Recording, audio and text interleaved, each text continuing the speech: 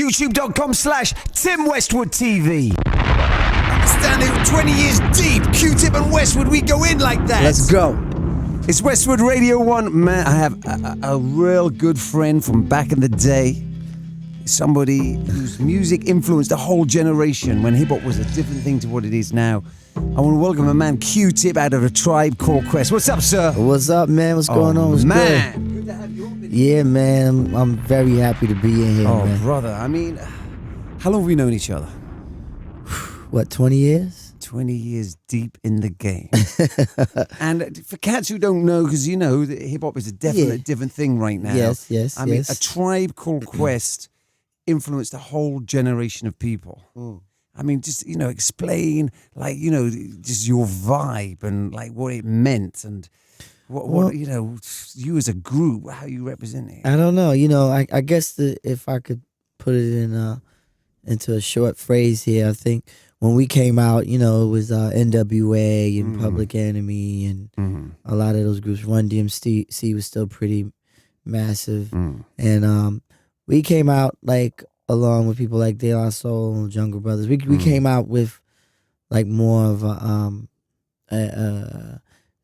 not, just identifying with yourself and just being proud of who you are and just having the musical sphere be really broad. And we sampled a whole bunch of different things from jazz to fusion to rock and we just mixed it all up, and the themes were very personal in a social way, So I don't know. It's hard to really talk about yourself when you ask that. You know what I'm saying? At that time, like you say, it was Public Enemy. A lot of rage. The music was mad angry. NWA had some, joints ringing off, representing some street rage.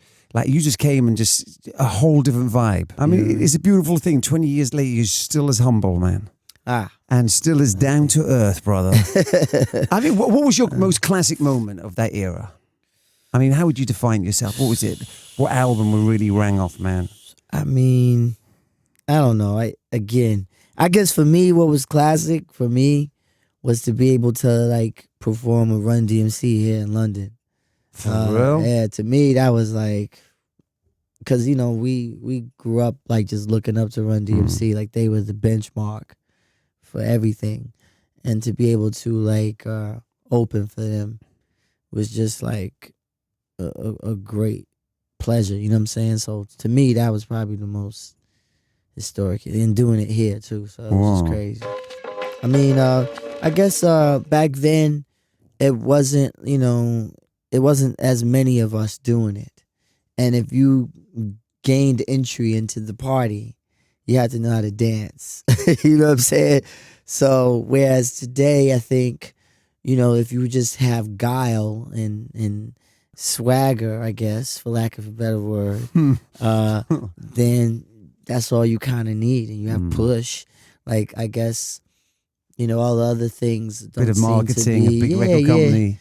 Some ringtones, a catchy chorus, maybe a dance routine with the record would help, just to get it really out there, those things back then, you probably get pie in your face, what I'm saying? So we came up with on fumes, and I hate to distance myself from generation to generation, because there are great things that's going on right now as well. You know what I mean? And that's why I'm still a practitioner of it and still in the form and still doing it. Yo, special guest up in the building, my man Q-Tip, A Tribe Called Quest. We're talking about classic hip-hop from a different era. Hip-hop, what it meant. It just meant something different. Or are we saying that because we're talking like old men right now? Are we old folks up in the building right now? We're trying are we bitter right now? No, we're not bitter. We're not bitter. We're just recanting of it. Exactly. Remembering the days when we were cool. I'm speaking for myself. When I thought I was cool. Nah, oh, man. Yeah, but it's good, man. But what's cool though is that with the internet and with everything, you get to. People get to share a whole bunch of different music and discover a whole bunch of different music that they probably wouldn't have, and could probably do, like if they hear something from I don't know, Lupe, that he references something that's like a old, I don't know, 8-ball MJG joint, they can actually go instantly and get that record and hear it. So that's the cool thing about like the internet and MP3 sharing and all that stuff, is that it enables everybody to get all of that information at once. You know what I'm saying? So I applaud it. I dig it. Mm. Now, there's definitely a move back to the old school happening. Like, you know, young cats, like, you know, really respecting the cool of the old days. And obviously, you know, people over 25 wanting, you know, just remember that, you know, their era. I mean, how you know, where are you with that, man? Are you trying to get that ringtone ringing off right now? Or are you You know, I real? guess, you know, shoot, I'm blessed, man, because I mean, I'm signed to Universal, and worldwide. So I guess they still want to get their ringtone money. So I guess that's what it is. That's what's up. But you know, I'm just still trying to plug away and make dope music. That's the end of it. You know what I mean? Like if I can make something that moves people, you know, I'm happy. You know what I mean? I really try not to put it in like class or age or any of that. You know, the music is just for people. You know what I'm saying? So I just try to follow the principles of Bambaataa, Zulu Nation, you know what I'm saying? Just try to like mix it all up, you know what I'm saying? And serve it right, you know what I'm saying? So that's all I do, you know what I mean? Hip hop definitely moves in eras. You know, before you was Public Enemy, followed by NWA. You know, Quest came along and, you know, changed the whole game again. What came after Quest? I think after us, it was more like you had Wu-Tang come along, and then you had Biggie. Like I think after us, it was like Biggie, Jay-Z, Nas, that type of thing happened and popped off. So, and now, you know, you have like people who still hold on to that. Like, I mean, people think Nas and Jay are old school. I mean, go figure. There's people who think 50 Cent is old school. Yeah, I know. It's crazy.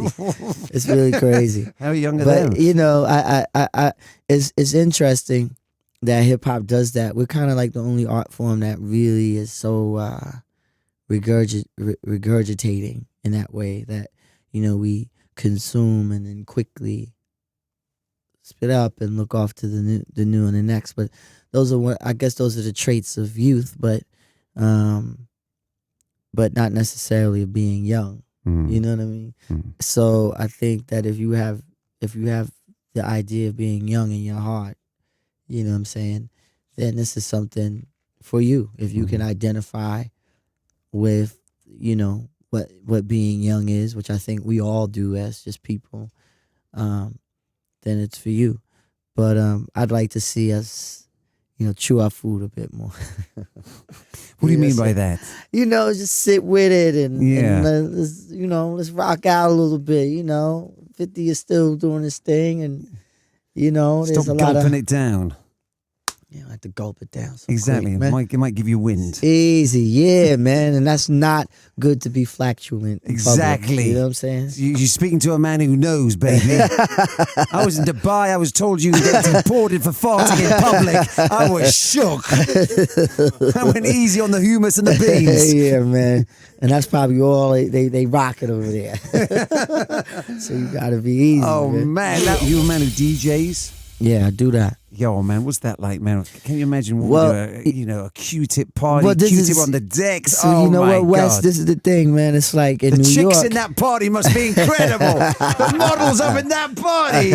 Oh my, you're crazy. Oh man. Nah, but you know what it is, man? It's like in New York. You know what I mean? It's not really too many places you could go and hear a whole bunch of different things. You know what I'm saying? Like in New York on the radio, you hear like certain amount of songs that you hear 12 songs repeatedly, you know what I mean? And when you usually go to those clubs, you hear those same songs, you know what I'm saying? So you don't really get to hear a lot. So I'll just be playing a whole bunch of different stuff, whether it be, you know, I was playing Kid Cudi first before it was really popped off, you know what I'm saying? I'll play some Wale stuff, and then I'll play like Roy Ayers or something, or I'll play like an old Ice Cube track or something. And it's a great mix of people, like students to Like it's a beautiful thing, man. It ranges and varying, all different types of people being there, just listening to good music, man. It's like an iPod party. Like if you put an iPod in and put it on shuffle. It's like you get everything, man. You know what I'm saying? So it's fun, man. It's a lot of fun. I would imagine Q-Tip's iPod is pretty deep in the game. Yeah, I do joints. Like your man Pharrell was hitting me up. I had to give him one, and like everybody's hitting me up now. He went around telling everybody, so now I've been making iPods for people. Oh man, Serato is a monster right there. Yeah, man. Yeah, man. You know, I gotta call Steve Jobs. I need to get a little percent of that. You know what I'm saying? Yeah, get a piece, baby.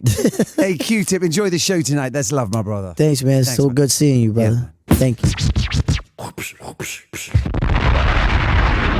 YouTube.com/Tim Westwood TV.